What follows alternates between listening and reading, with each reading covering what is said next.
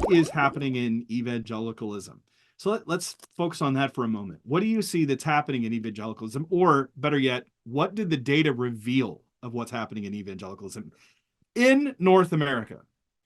Yeah, so kind of going into this study, there were two stories that were being told, and those stories kind of depended on what your media diet kind of looked like.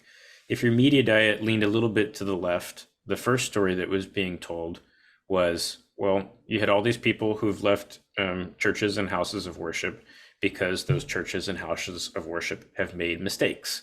Things like racism, misogyny, clergy scandal, clergy abuse, political syncretism. And then if your media diet leaned a little bit to the right, the story that was being told there was that people had left primarily because of uh, secularization, the progressive left, uh, the sexual revolution, these different kinds of things. And when you're talking about 40 million people, you can find a few million people that fit both of those stories. It's not that either of those stories is untrue. I think both of those stories are true. And all of the things that both of those, both of those stories bring up very, very serious problems that we should, take very seriously. However, the biggest story was a really boring story. And that's basically the story that most people left for reasons of, habits and rhythms of the inertia of American life. And, again, super boring things like they moved or going to church was inconvenient and, some kind of life, kind of thing happened. So we talk in the book about how there's two very different types of dechurching: people who dechurched casually, and then people who were dechurched casualties. And so it looks like about 30 of the 40 million people left casually, and then about 10 million people left as casualties.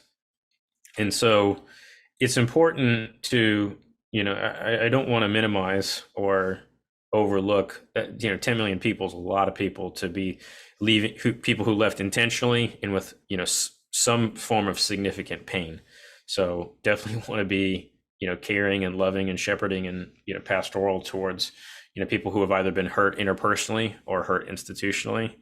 But we were very surprised to see that 30 million people left without, honestly, what looked to us to be a very good reason to leave, and who left with a low degree of intentionality.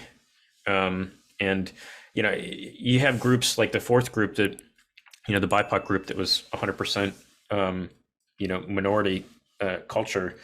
Almost 2/3 of them are willing to return to an evangelical church, and they haven't gone to church since the late 1990s.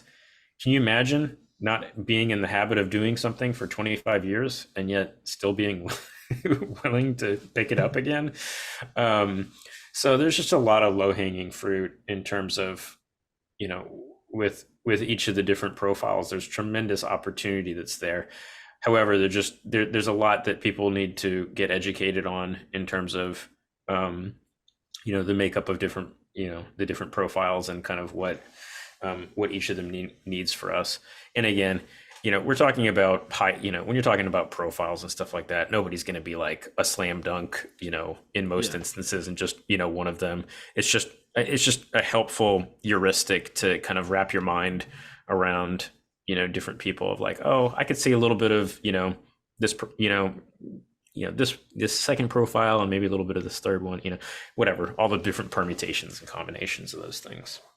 How did you come up with those different questions or even possibilities? Simply because I'm looking at that going, all right, I know that in interacting with people, they would leave and they would come up with the most obvious excuse, I guess, in their mind, and it's because they didn't have the language to articulate really what was going on inside them. Sometimes it's like, well, that's the nearest closest one that I know anything about, and they group their issue under that category. how many categories did you have when you were looking at why people left? I mean, like, or did you let them create their own categories? No, we gave people 30 different options to choose from. Okay. Um, and so it was kind of like a check all that apply. And then people then had the opportunity to order all of the ones that they applied to the factors that were more significant to less significant, so that we had, Okay. altitude on that.